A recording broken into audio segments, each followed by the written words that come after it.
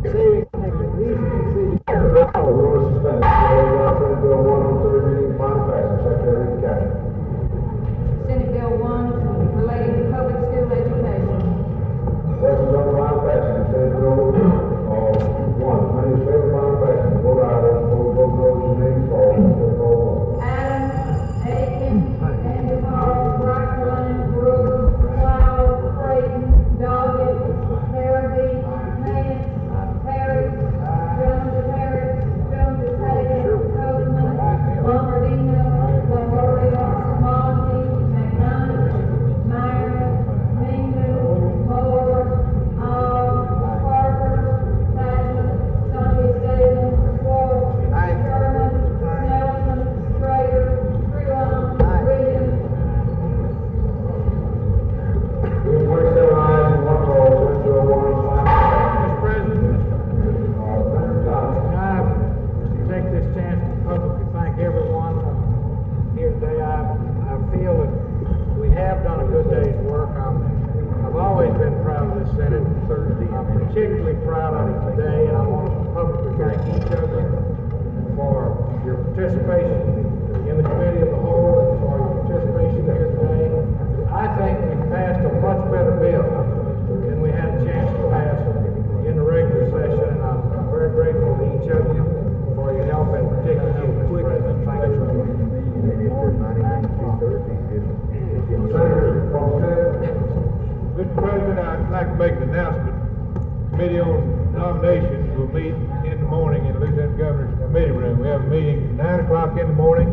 We have nominees and governors coming in, and there will also be nominees here in a meeting Thursday morning at 9 o'clock. I can't come. Senator, we'll miss you.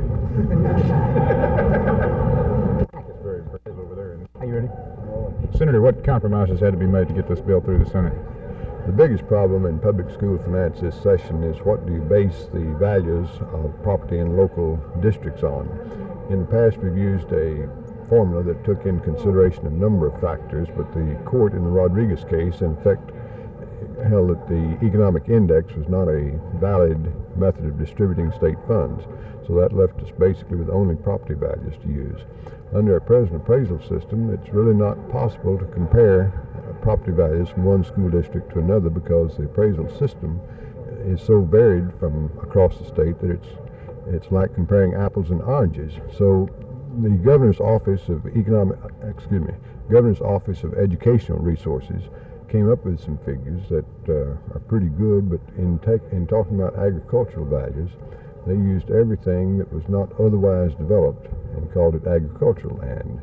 As an example, in Dallas County, Dallas Independent School District, they give values for agricultural use to $190 million worth of property, and there's not a single farm in the Dallas Independent School District. So the figures obviously were not something that could be relied upon.